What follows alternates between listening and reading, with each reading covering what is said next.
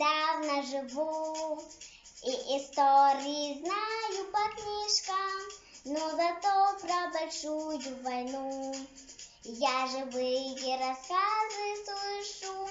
Есть на свете один человек, он всегда говорит мне правду, и в душе остается след.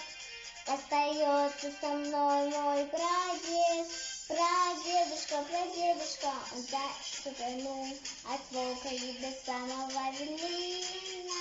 Прадедушка, он защищал страну, он защищал жизнь свою и сына.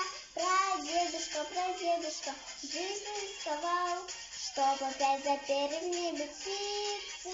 Стало небо голубым, снег стал, чтобы мне на белый свет родиться, и чтобы мне на белый свет родиться. Он так рано ушел на войну, был как я, он военные годы, побывать довелось и в плену, и пройти сквозь огонь и воду. Он защитником Родины стал, хоть совсем еще был мальчишкой, и победу завоевал.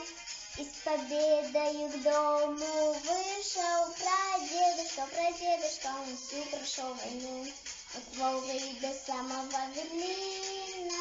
Прадедушка, защищал страну, защищал жену свою и сына.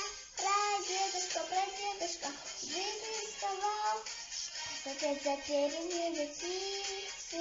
Стало небо голубым, и снег стал, чтобы мне белый свет родиться, чтобы мне на белый свет родиться.